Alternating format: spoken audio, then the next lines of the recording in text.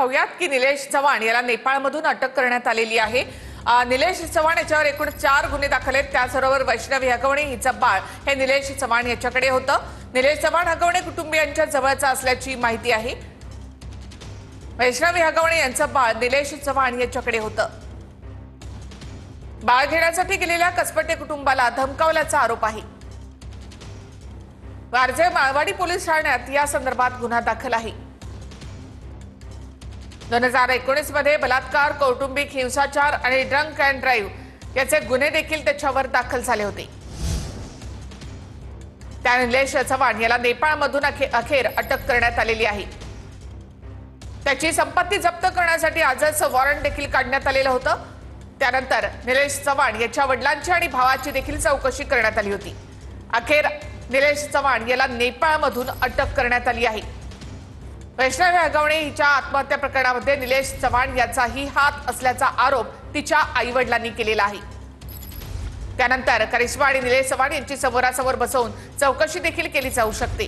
पुन्हा एकदा थेट जाऊयात आमचे प्रतिनिधी रणजित जाधव यांच्याकडे। रणजित, निलेश चव्हाण याला कधीपर्यंत पुण्यामध्ये आणलं जाईल, तसंच त्याला नेपाळमधून अटक करण्यात आली, त्याआधी तो इथून कसा तिथपर्यंत पोहोचला याची काही माहिती पोलिसांकडून देण्यात येणार आहे का?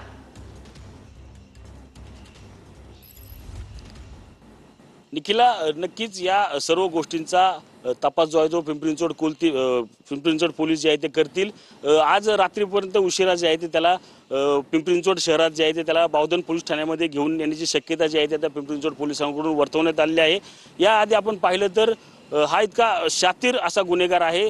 त्याच पार्श्वभूमीवर त्याच्या संदर्भात एक लुकआउट नोटीस देखील पिंपरी चिंचवड पोलिसांनी काढली होती। त्याचप्रमाणे स्टँडिंग वॉरंट, म्हणजे या स्टँडिंग वॉरंटमध्ये आपण पाहिलं तर त्याची मालमत्ता देखील जप्त करण्याचे सूचना ज्या आहेत त्या स्टँडिंग वॉरंटमध्ये असतात। न्यायालयाकडून आजच ते स्टँडिंग वॉरंट जे आहे ते या ठिकाणी मंजूर झालं होतं। मात्र त्याआधी पिंपरी चिंचवड पोलिसांनी जे आहे ते त्याला नेपाळमध्ये जे आहे ते ताब्यात घेतलेलं आहे। विविध राज्य फिरत तो या ठिकाणी गेला असल्याची माहिती जी आहे ते आता पिंपरी चिंचवड पोलिसांनी आपल्याला या ठिकाणी दिलेली आहे। मात्र त्या इतका शातीर असा हा गुन्हेगार आहे। मागील वेळेस त्याच्यावर गुन्हे दाखल झाले होते, त्यावेळेस तो जवळजवळ 1 ते 1.5 महिना जो आहे तो फरार होता।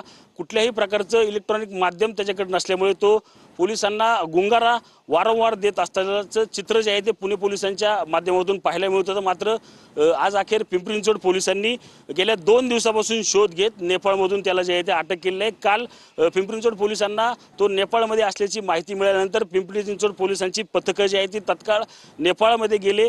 त्यानंतर त्याचा शोध घेत जे आहे त्याला आज अटक करण्यात आलेलं आहे।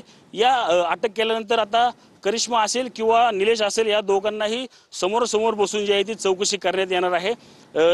या ठिकाणी पाहिलं तर करिश्मा असेल किंवा निलेश असेल, अगदी घट्ट मैत्री जी आहे ती या दोघांची होती। त्यामुळे या संपूर्ण वैष्णवीच्या मृत्यू प्रकरणी निलेशचा काय रोल येतो, त्याचप्रमाणे बाळ त्याच्याकडे कसं गेलं, अशा अनेक गोष्टींचा तपास जो आहे तो आता पिंपरी चिंचवड पोलीस असेल किंवा बावधन पोलीस या ठिकाणी करतील।